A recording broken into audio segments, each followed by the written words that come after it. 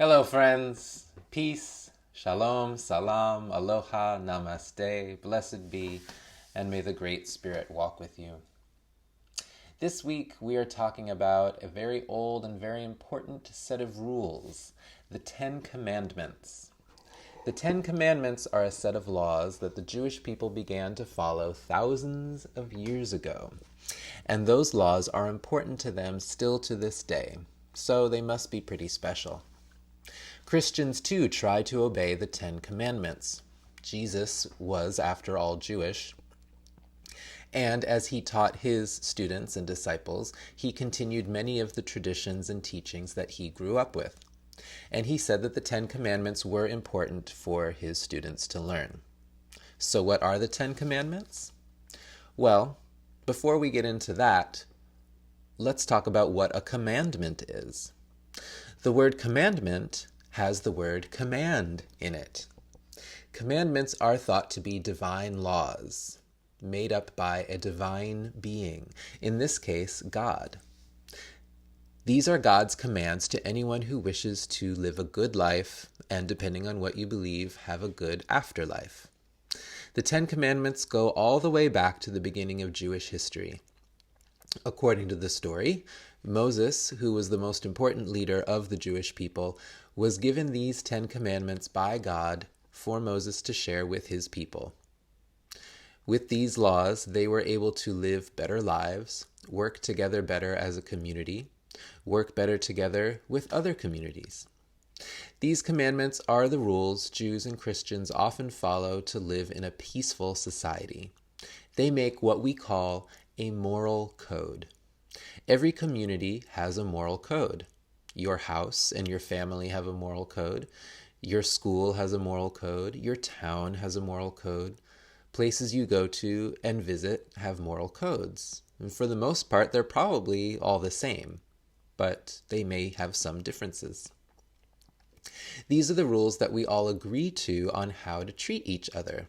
Sometimes these rules are written down, and sometimes they are spoken, and sometimes we just understand them in our hearts.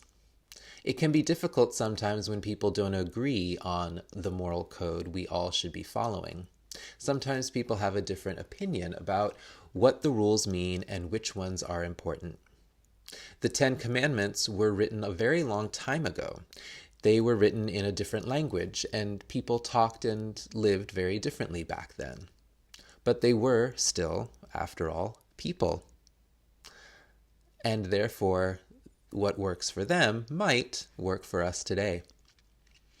Words that seem perfectly natural to them, however, do sound strange to us. So it's important that we don't just follow the words of these laws, but we think about what they might mean. It's important that we think about how they might work in our lives today. And it's important that we talk about our moral code with each other so we can all understand it and agree on the best way to all get along, be healthy, and live happily. So, now let's hear what these Ten Commandments are. I'm going to first read them as they basically are stated in the Bible, and then I'm going to read them again, but sort of in my own language. So, number 1. I am the Lord thy God. Thou shalt have no other gods before me. Number 2. Thou shalt not make unto thee any false idols or graven images. Number 3. Thou shalt not take the name of the Lord thy God in vain. Number 4. Remember the Sabbath day, to keep it holy. Number 5. Honor thy father and thy mother. Number 6. Thou shalt not kill. Number 7. Thou shalt not commit adultery.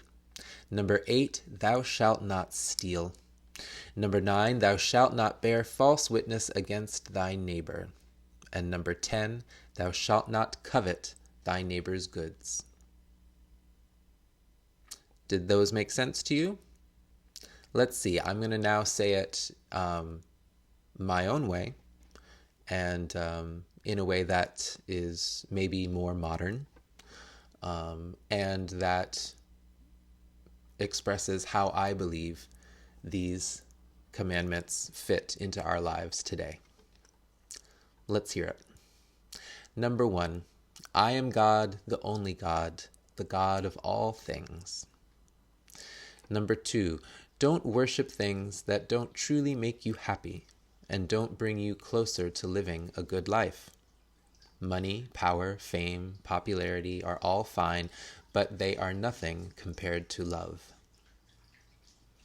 Number 3, when you speak of God and love, always be truthful and respectful.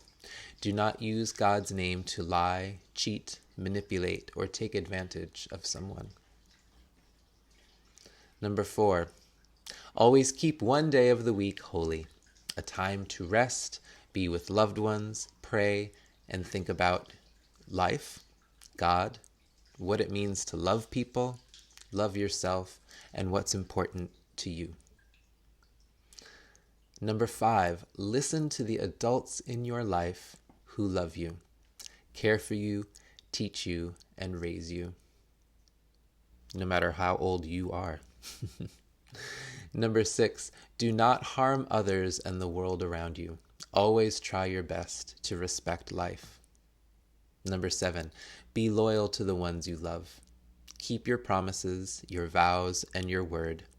If you must separate or change a relationship, try your best to talk it out and come to a new agreement.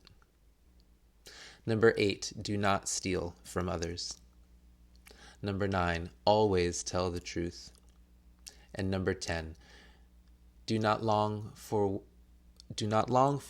or want what others have, including their pets, families, houses, and things. Always try to be happy with what you have. So what do you think? Are they starting to make sense? I'm sure the more you think about them, the more you'll be able to express them in your own way. And ultimately, that is what's most important. What makes sense for you in your heart when you truly think about what it is to love yourself and to love others. Amen to that. All right, everybody. I love you. Have a beautiful week. Bye-bye.